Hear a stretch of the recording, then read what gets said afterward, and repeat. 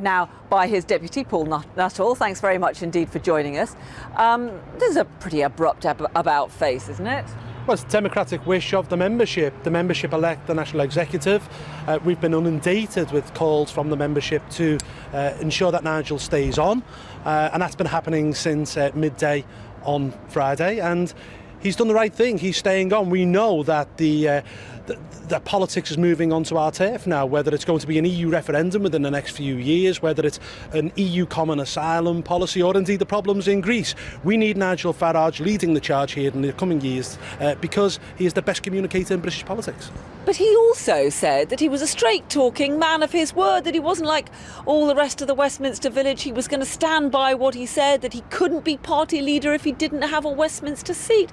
He's just thrown all that in people's faces. Well, I don't buy that because, you know, our one MP, Douglas Carswell, ruled himself out. Nigel is a member of the European Parliament, and we know that the big issues are going to be over Europe. But he's broken his word, hasn't he? Well, he hasn't, because he tendered his resignation, and the national executive of the party said, no, Nigel, we need you to lead the charge in the next few years on the big issues. So, as I say, he's the best communicator in British politics today. Aren't you concerned, as some senior figures in the party have said to me, that this will undermine the party's reputation, undermine Nigel Farage's reputation for straight talking, and undermine all those efforts to say UKIP is bigger than one man?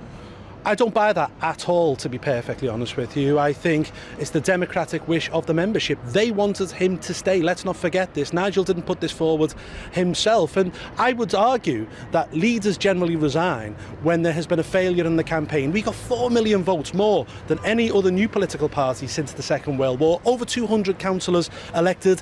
UKIP is now on the map, and we need Nigel Farage to lead us in the next few years. But Nigel Farage failed to win his seat. He said he'd stand down as leader if he did that.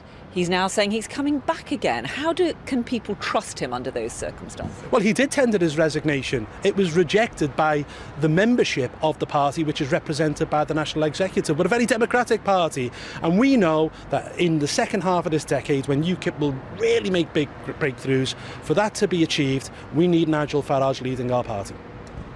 Paul Nuttall, thank you. You didn't frankly have the balls to put country before party.